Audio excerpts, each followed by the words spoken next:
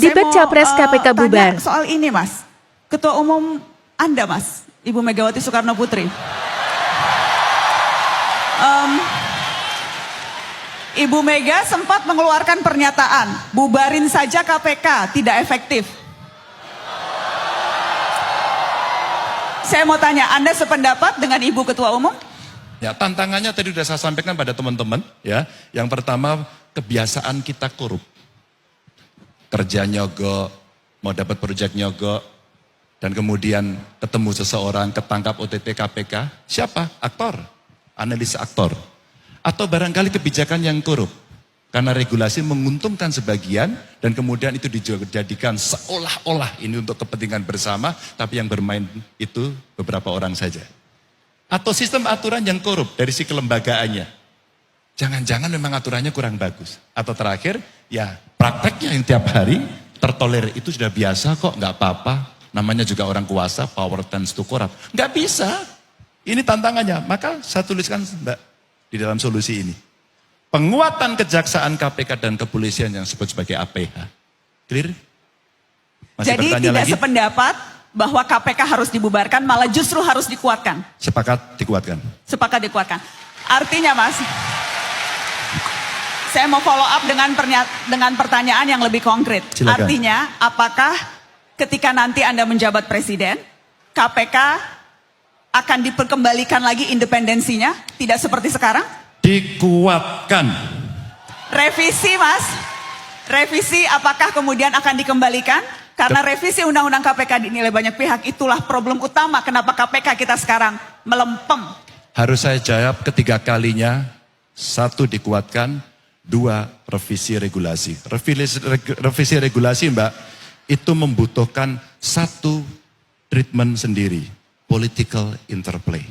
Mbak, kenapa kemudian dalam konteks politik ketika seseorang berkuasa, di sana ada yang mengontrol, namanya parlemen. Orang boleh sinis soal parlemen, tapi ilmu paling dasar check and balances system dalam trias politika itu ada. Bukan tidak. Para ilmuwan pendahulu filosof sudah melakukan itu. Maka yudikatifnya yang akan melakukan, tapi yang memproduksi regulasi adalah parlemen. Maka kenapa dalam sebuah kekuasaan yang kemudian sedang berjalan, kepemimpinan yang sedang berjalan, seringkali terjadi lobby. Seringkali terjadi seperti praktek Pak Jokowi, yang kalah pun diajak. Partai yang lain pun diajak. Kenapa? Agar terjadi penguatan sistem. Meskipun kuatnya itu bisa tertuduh nanti, itu oligarki. Tapi itulah effort yang bisa dilakukan. Kalau kemudian semua dalam satu barisan sepakat, maka apa yang akan dilakukan itu bukan hal yang sulit. Kalau bicara KPK, Pak Prabowo, apa penilaian Anda atas KPK hari-hari ini, Pak?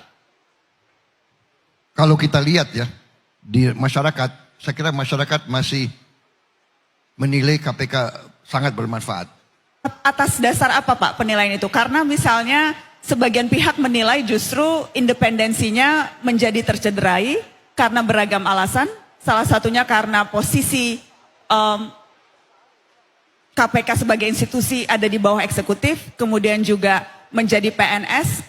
Belum lagi kewenangan-kewenangan yang dimiliki KPK sekarang juga sudah tergerus lewat revisi Undang-Undang KPK. Apakah penilaian itu menurut Anda akan bisa membuat Anda berpikir untuk merevisi Undang-Undang KPK yang dinilai melemahkan KPK saat ini, Pak?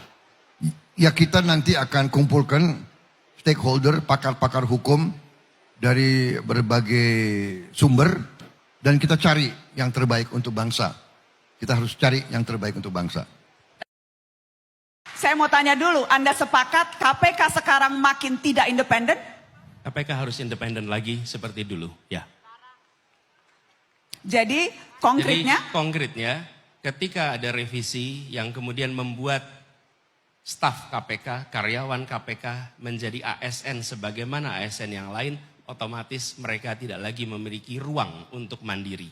Satu. Yang kedua adalah posisinya yang berada di bawah presiden. Bila di bawah presiden dan diberikan ruang yang bebas, maka itu lain. Tapi kita tidak pernah tahu siapa presiden di masa yang akan datang. Apakah akan selalu memberikan ruang kepada KPK untuk menjalankan tugasnya sesuai dengan kewenangannya. Lalu yang ketiga, nah yang tidak kalah penting, bahwa KPK itu sendiri selain dibuat lebih independen, tapi KPK juga harus bisa diawasi. Tidak ada malaikat di negeri ini. Ini adalah semuanya manusia. Dan manusia punya kecenderungan mendapatkan kekuasaan, dia bisa abuse kekuasaan itu. Termasuk juga yang berada di dalam KPK. Ya dimandirikan, ya diberikan kewenangan yang cukup untuk memberantas korupsi, karena praktek korupsi sudah begitu masif. Tapi juga harus ada mekanisme pengawasan yang baik, sehingga KPK tidak menjadi sebuah badan yang justru merusak praktek pemberantasan korupsi. Mas Anies, saya harus tanya supaya tidak ada suuzon di antara kita. Jawaban Anda soal KPK harus independen, apakah itu dipengaruhi oleh fakta bahwa KPK belasan kali menggelar ekspos Formula E dan calon wakil presiden Anda juga sudah diperiksa KPK? Saya tidak tahu berapa kali KPK melakukan gelar perkara. Tapi saya percaya bahwa KPK akan menjalankan tugas itu dengan benar. Kenapa? Karena mereka harus bertanggungjawabkan pada publik apa yang mereka kerjakan. Dan saya percaya bahwa sejauh ini terkait dengan pelaporan-pelaporan itu semua, mereka jalankan itu sesuai dengan prinsip-prinsip yang benar.